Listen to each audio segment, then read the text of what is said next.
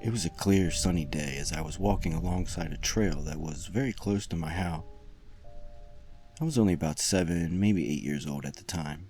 It was so beautiful out that day.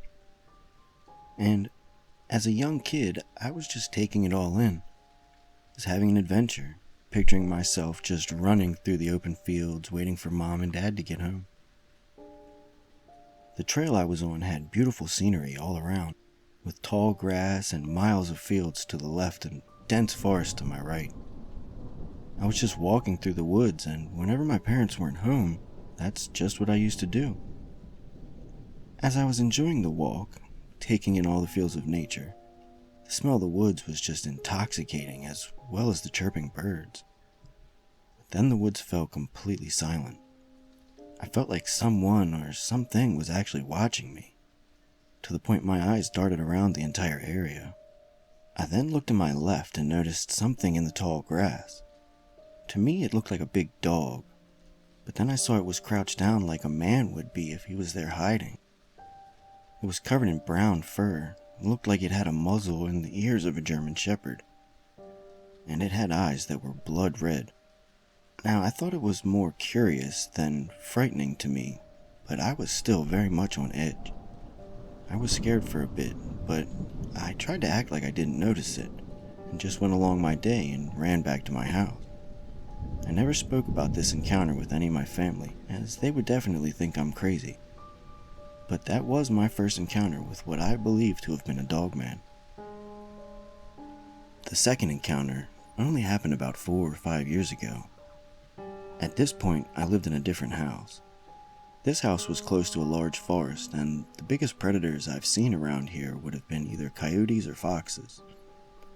Now, what I saw that night was definitely no coyote. I woke up in the middle of the night with a dry throat and realized I was extremely thirsty. I went to the kitchen to get some water when I felt a sudden sense of dread. Just felt like I was being watched. I looked into the window close to where I was, and to my horror, I saw this huge animal in my backyard. Whatever it was, it seemed to notice me at the exact same time, and it was staring at me with these crimson red eyes.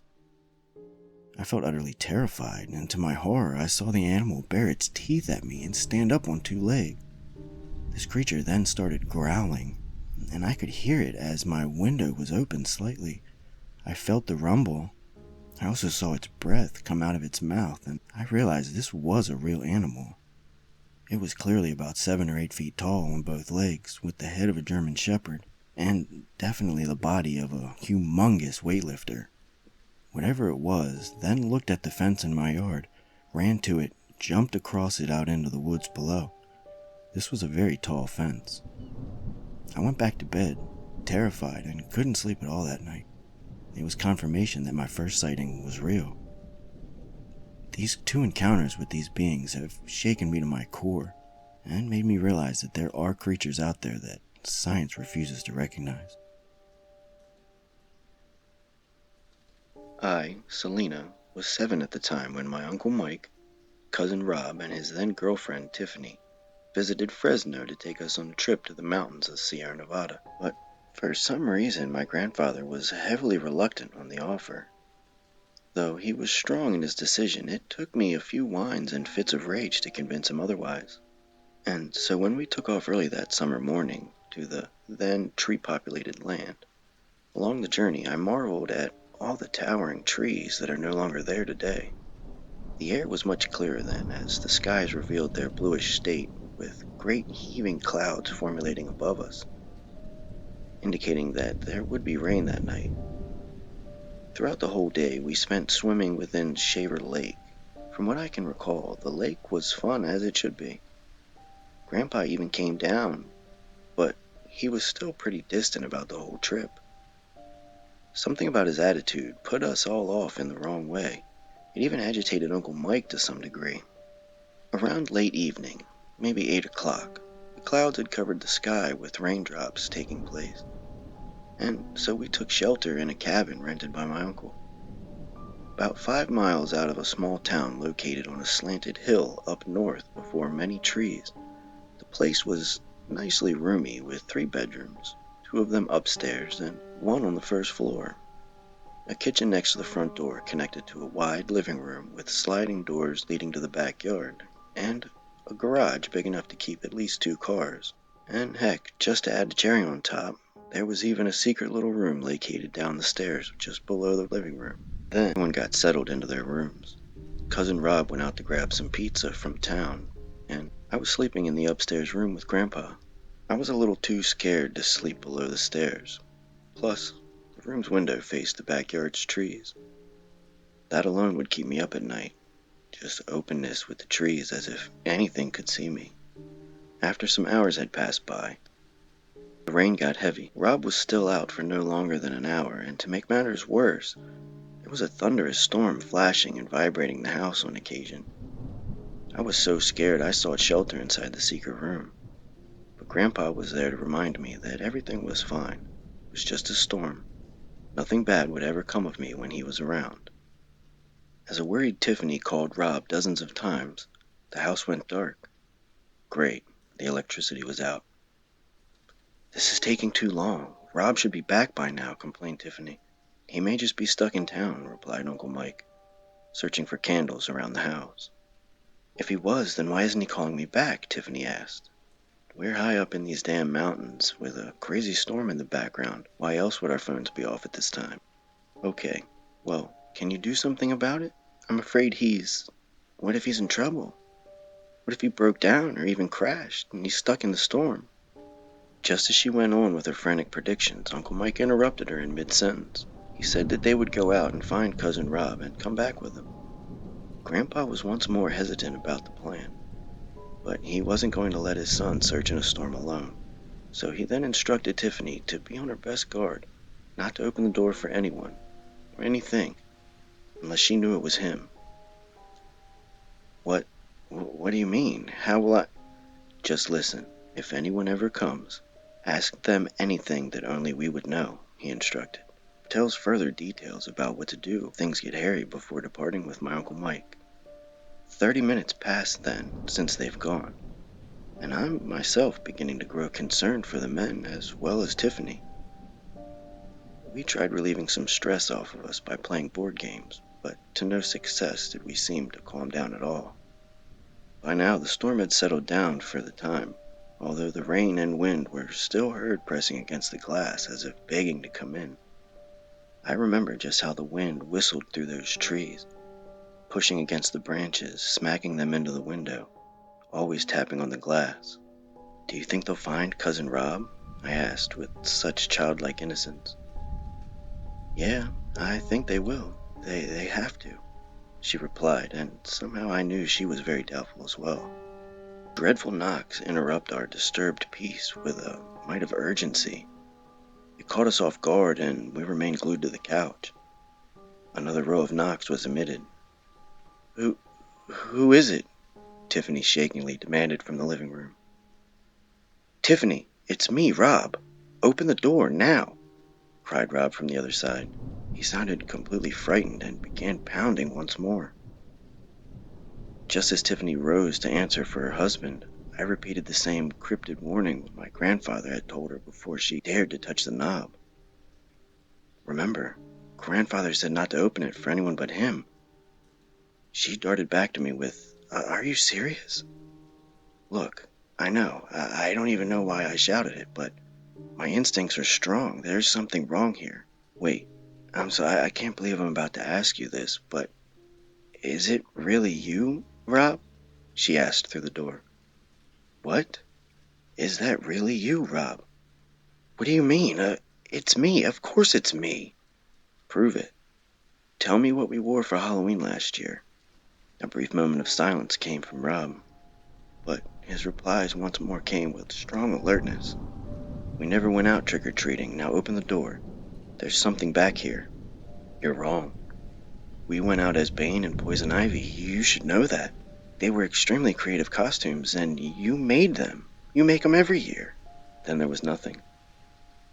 For some long, deafening seconds, we were still in a stalemate, waiting for anything to happen. Suddenly, a thunderous series of knocks pounded the quiet to death. "Open the door!" Again, He knocked with what sounded like all of his weight applied to the door. A stunned, horrified Tiffany struggled to take charge, shouting back at Rob to stop. I myself was rooted deep into the couch, just trembling and shaking with fear. "Open the door," he shouts. This time his voice altered from before, sounding more guttural, almost demonic. And then it stopped, only to kick the door, knocking the door's hinges out of place. Tiffany rushes to me and grabs me, taking me back to Grandpa's room, where she slid out a large gun case. It was marked Remington shotgun. As she struggled to load the slugs, the front door was busted. I heard it smash open. I heard wood splinters hit the floor.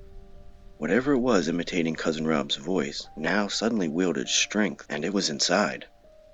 The stomping and clicking of bare feet sounded like long toenails echoing within the cabin, almost as if a dog had come running in. But this was only 2 feet. As I was about to cry out in undeniable fear, Tiffany covered my mouth before any sound could exit, and together we glared at the door as the feet came closer. Closer and closer it came, clicking and dragging down the hall. This thing clearly weighed so much that the wooden floor creaked with each step it took. Finally, it stopped at our door. It actually knocked with politeness. "Tiffany, I know you're in there, along with the girl. Please, just come out with her." It still possessed Rob's voice. "Just give her to me, and I promise you'll keep your skin on." She said nothing in reply, but cocked a shell in place, aimed it at the door with me shielding behind her back, facing the window. I covered my ears in anticipation for the blast. I've been on enough outdoor adventures with Grandpa to know how that thing sounds. Very well, we'll do this the hard way. Just then, glass shattered, and a pair of wet, hairy hands yanked me outside the room, catching Tiffany off guard. They came from the window. "Selena!" And that would be the last I heard from Tiffany before the gun went off. The trees were wet and sharp. They kept skimming past my face as I screamed. Through that short trip into the woods, I screamed and clawed the dark hands, but to no avail. It wouldn't let go.